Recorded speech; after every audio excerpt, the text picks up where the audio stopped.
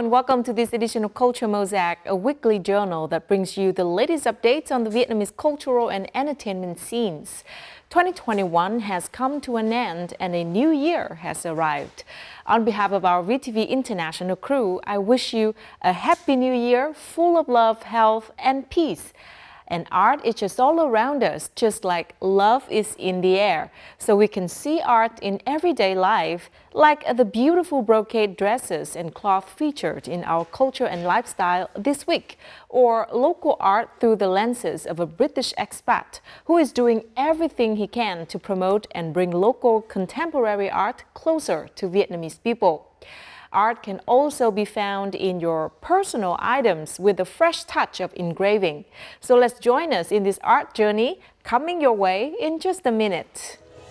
A woman devotes her life for brocade weaving and preserving traditional culture of Ede ethnic group. British expats' efforts to promote local contemporary art. Art of engraving gives a new look to personalized items.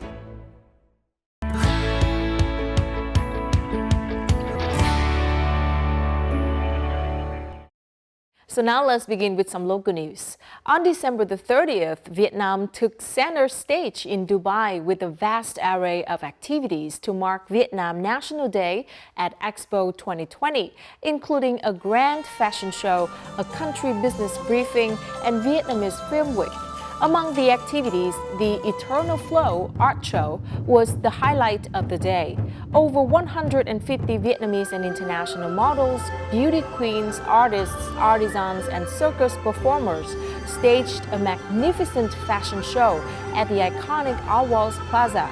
Among the show's talents, 3 famous Vietnamese and international fashion designers revived the beauty of traditional brocade with highly wearable, one-of-a-kind collections. Audiences were treated to performances of traditional dance and music, as well as exciting circus acts by Vietnamese artists. The famous acrobat brothers Giang Quốc Cơ and Giang Quốc Nghiệp set a new world record in head-to-head balancing on December the 23rd in Catalonia, Spain. The Vietnamese artists with Nghiệp balancing atop Cơ head climbed 100 stairs in 53 seconds in Girona Cathedral, the same venue where they set their previous record of 90 steps in 52 seconds in 2016. Both brothers were not in the best condition before going to Spain due to long-term injuries. They had agreed to the attempt at the invitation of the Circus Arts Foundation in November and had only a month and a half to practice together. After the record-breaking performance, the brothers remained in Spain for a few days to join artists from other countries for performances during Christmas and New Year.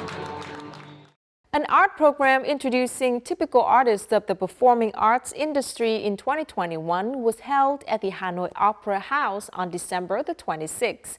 Organized by the Ministry of Culture, Sports and Tourism, the program introduced and honored 78 artists who won first prize, gold medal, and excellence award of 3 festivals held over the past year, including National Circus Talent Competition 2021, National Drama Festival 2021, and the National Dance and Music Festival in 2021.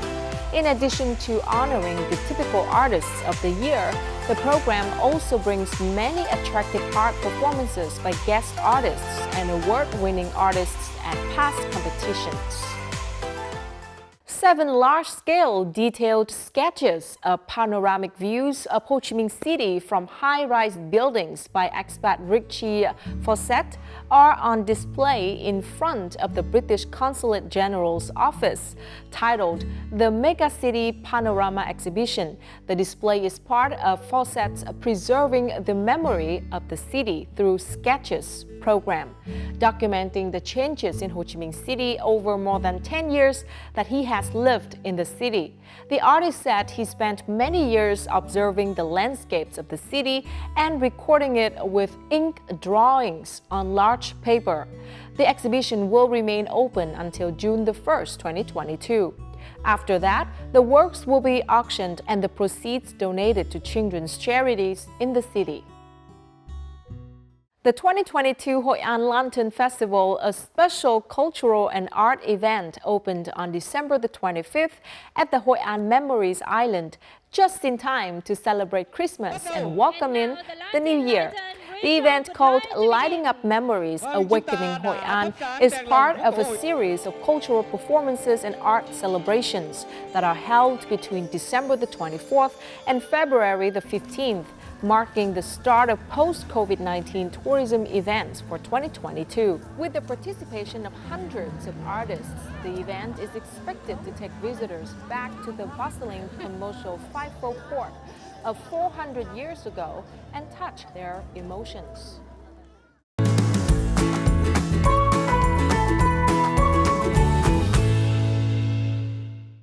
Besides farming, traditional brocade weaving plays an important role in the economic, cultural, and social life of the Ede ethnic group in the Central Highlands. So in this week's Culture and Lifestyle segment, let's meet an Ede woman who has a great love for brocade weaving. And despite her disability, Haya Kabur from Krong Anna district, Đắk Lắk province, found her strength in doing what she loves the most, which is weaving and refurbishment of brocade dress. With her determination and endless passion, she has contributed to preserving the traditional culture of the Ede people in Vietnam.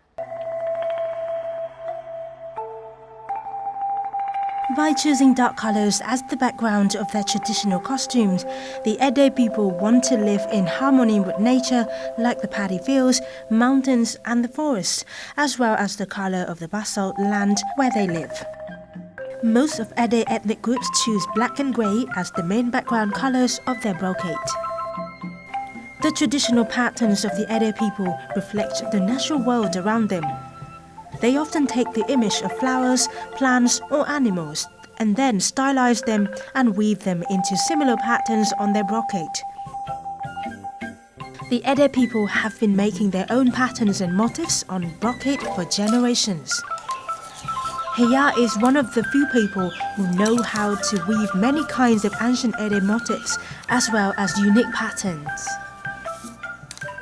Trang phục của người phụ nữ mình tùy theo hoa văn cái sợi 13, 14 gì đó là hoa văn của phụ nữ, con chim hay là con bục cạp, con tắc kè gì đó, hoa tượng trưng cho những người dân tộc của hồi xưa, hoặc là cái bông, hoặc là cái ná, hoặc là cái bầu. Thường mình dệt như vậy á, mình tự nghĩ ra, mình tự làm, rồi họ thích thì họ lấy. Ede women often use a long loom with a sophisticated threading technique. The looms of the Ede people are different from other ethnic groups. They are made from separate bamboo slats. Ở Tây Nguyên nó khác, ở các nơi khác ấy, là ở cái khung dệt. Nó gọi là khung, nhưng mà khi nào mà cái người thợ dệt đấy ngồi vào dệt thì mới trở thành cái khung. Còn bình thường nó chỉ là những cái thanh rời rạc nhau ra. Cái khung dệt này là người và cái khung là một bộ phận hữu cơ với nhau. Khung thổ cẩm này dệt bằng thổ công, bằng cây, bằng gỗ, cây tre, cây le. Cái khung nhỏ thì mình tự làm, mà còn cái khung lớn thì đặt cho người ta làm mua. For Haya Kabur, brocade weaving is her way of keeping up the tradition of her mother and grandmother. At the age of 10, she was taught the traditional patterns of her ethnic group and how to weave and create those patterns, as well as how to pass this traditional craft on to the next generation. Since then, she has loved weaving dresses and blankets by herself.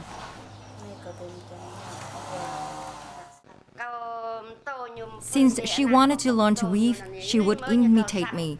From then on, I started to teach her how to weave our unique brocade, which is the tradition of our ethnic group. I told her about our traditional patterns and how to overcome the challenges. Even though she is a disabled person, thanks to her eagerness to learn, she's tried to develop her knowledge to overcome her disability.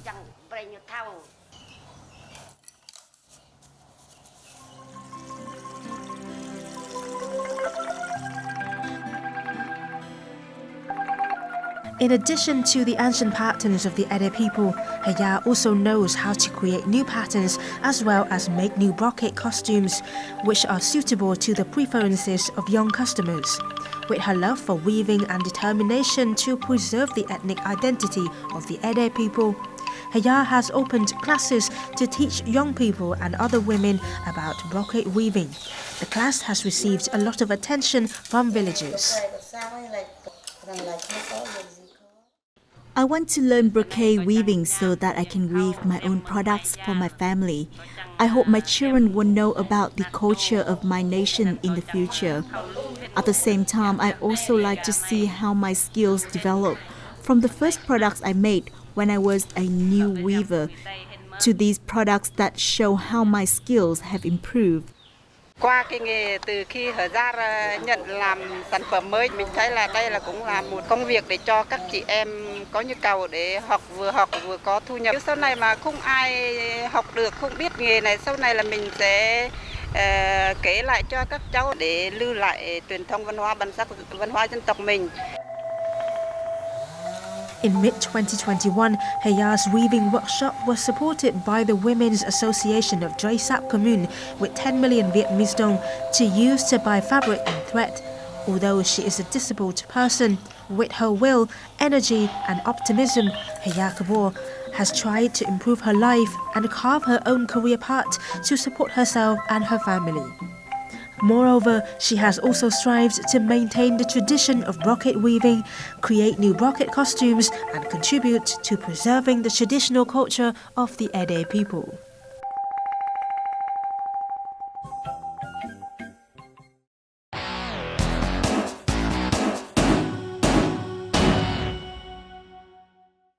Founded in 2013 with a focus on creative collaboration, Workroom 4 Studio is a familiar name to many young people in Hanoi.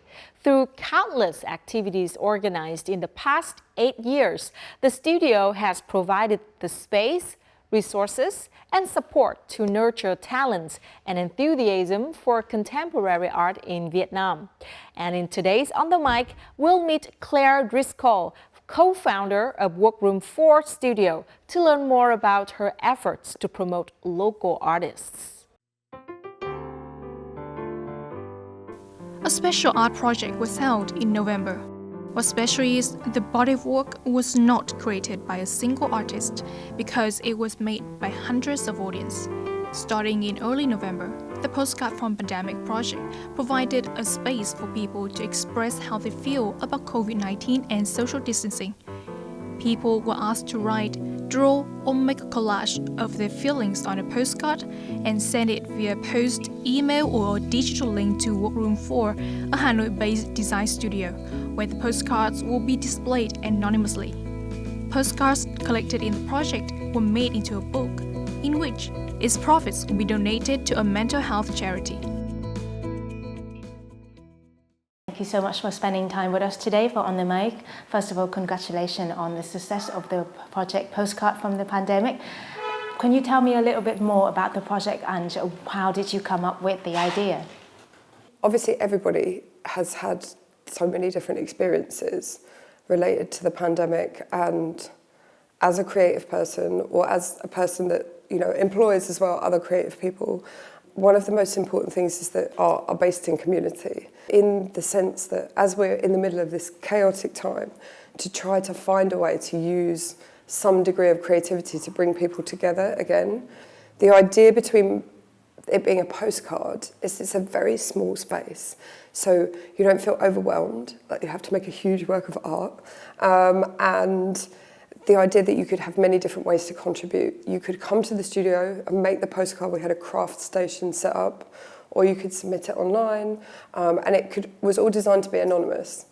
And we just thought it was a good way to ask people how they felt, and for an emotional response. It wasn't for trying to give motivational messages or anything like that. It was what might have happened to you that you haven't shared with anyone or you want to share with someone, with the aim that reading that postcard would help them feel some kind of sense that they weren't alone.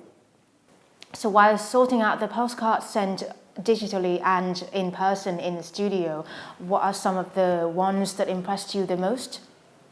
Overall, the most surprising thing is that more people came here and made a postcard than sent something online. Some of the kids' ones that surprised me was like, I just want to go back to school. You're like, oh, I would have thought that all the kids would be like, yay, but they, loads of kids writing, I hate online learning, I want to go back to school. And that was so surprising. Do you think it's related to how people feel people need more of a sense of a community after having been spending so much time in lockdown and social distancing, and they need to come in person and experience something real after that period of time? That art brings people together. Art is community in its simplest terms. Going to galleries, going to museums, having these common terms to talk about with their friends, it will bring a different depth to people's lives. The exhibition didn't just have the postcard element, it had many different interactive activities for people to participate in. And I hope that having something to do that wasn't just going to the coffee shop or going, like shopping or something was a different... And so it made me understand that future exhibitions that we may do should have more discourse between the audience, should have more opportunities for the audience to interact and be engaged. Đối với những cái triển lãm ở World Room 4 thì cô Clay hướng đến là mọi người bộc lộ cái suy nghĩ cá nhân của mọi người nhiều hơn, và không chỉ giữ cho nó cho riêng mình mà thể hiện nó với người khác thông qua những cái interaction activity. Thì đấy là một cái rất mình thấy là khá là mới, và cái triển lãm vừa rồi của bọn mình đạt được thành công là bởi vì người trẻ người ta được xem, được hiểu và được nói lên suy nghĩ của mình, thay vì là chỉ xem và giữ cho riêng mình, sau đấy cái suy nghĩ này nó sẽ trôi tuột đi mất và không giữ lại ở đâu cả.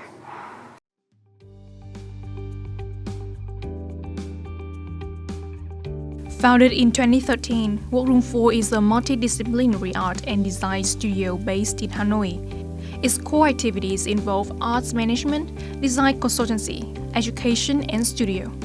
While maintaining its business integrity, Workroom 4 uses its profits to support local artists via several activities, including the 14 art fairs called Art for You, where paintings are sold at affordable prices.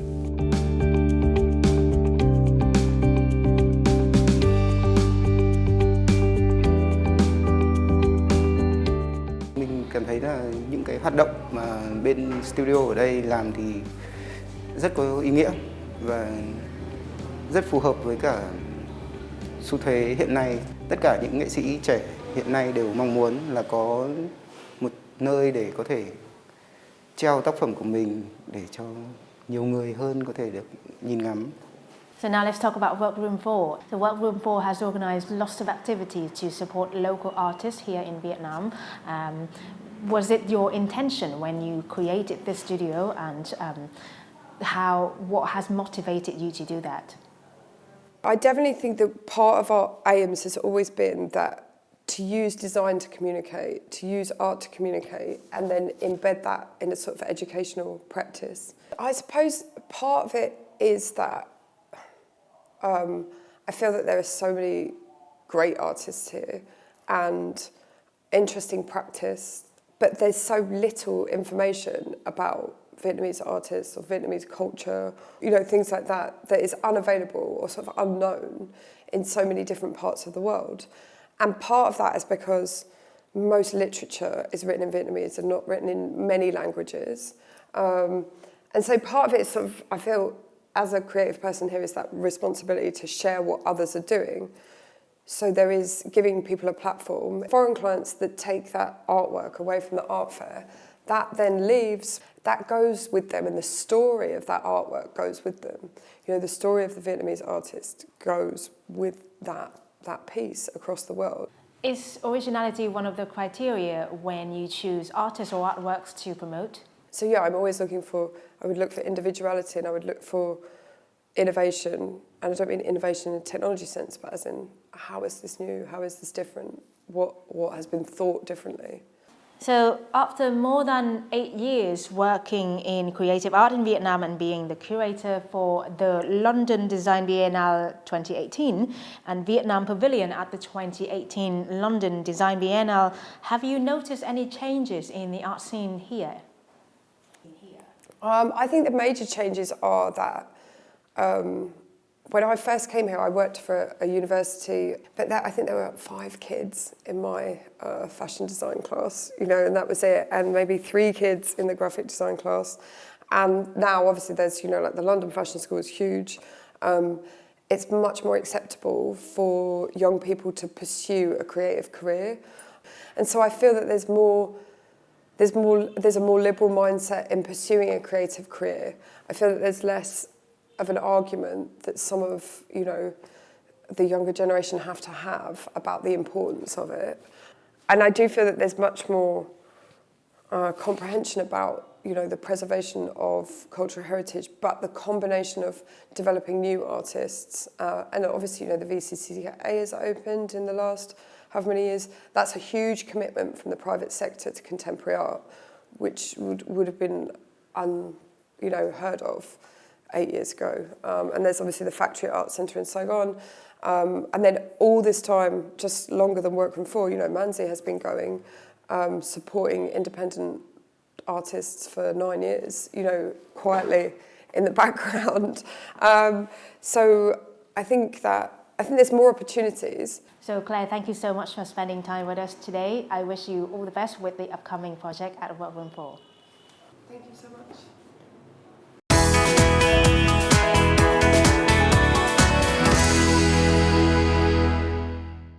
Engraving is one of the most basic techniques that can be used to personalize items. If things like pens, keychains, and jewelry can be engraved, then electronic items such as laptops and phones, through the skillful hands of Vietnamese artists, can also be upgraded to take on sophisticated designs through the art of engraving. So let's take a look at some unique engravings on personalized products by an artist from Đà Nẵng in this week's Connecting Cultures. Laptop,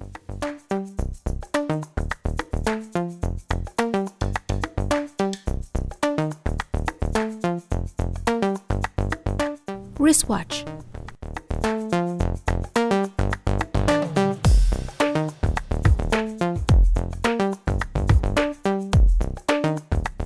keyboard,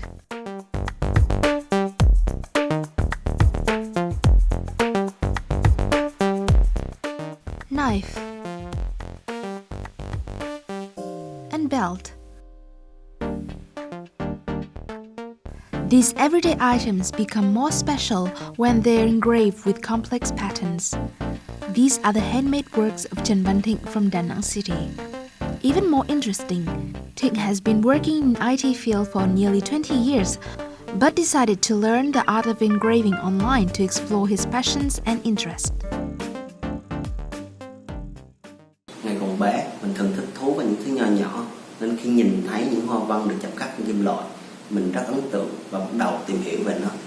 Mình nhận thấy đa số mọi người thường làm trên những sản phẩm cổ điển và mình chuyển hướng làm trên những sản phẩm công nghệ để đem lại cái nhìn mới mẻ cho người dùng. The pattern he uses for his engravings is a stylized version of scroll work. This pattern is used in many cultures around the world, including in Vietnam's Huế Royal Court. After drafting his ideas on paper, Thịnh sketches the shapes on the item, creates outline, and engraves the design to remove the background, shades it, and adds color.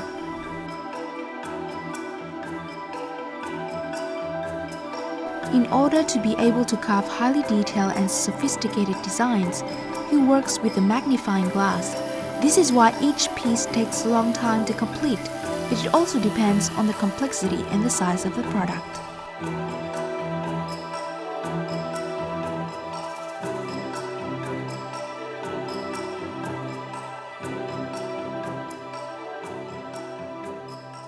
Hoa văn mình chạm khắc, mình tự thiết kế trên nền Strumwork. Mình dùng một thời gian khá dài để nghiên cứu và tạo ra hoa văn cho riêng mình. Mình muốn sử dụng nó như một nét đặc trưng cho bản thân.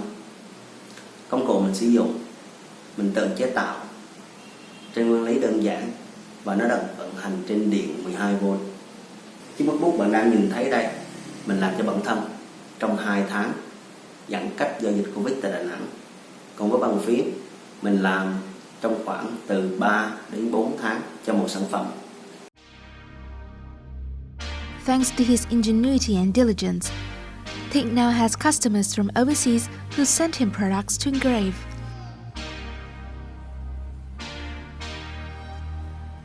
I received the keyboard today and I'm very, very happy about your work. The result is absolutely amazing and meets my expectations.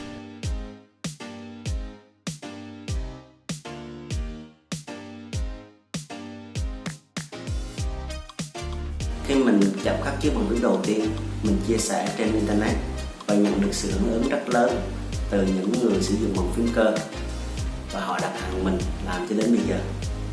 Hầu hết khách hàng của mình là những người yêu công nghệ và họ luôn mong muốn có một sản phẩm độc nhất.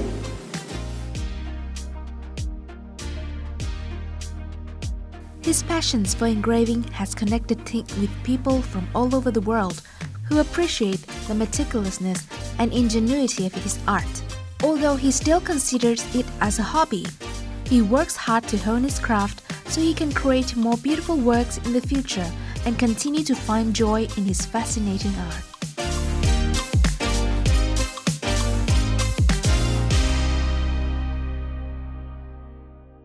And that is the end of our program. If you'd like to catch us online, download the VTV Go app from your Google Play or App Store, or tune in our YouTube channel at youtube.com/VTV4Go for more of our programs. And don't forget to join us next week for another episode of Culture Mosaic. Goodbye for now.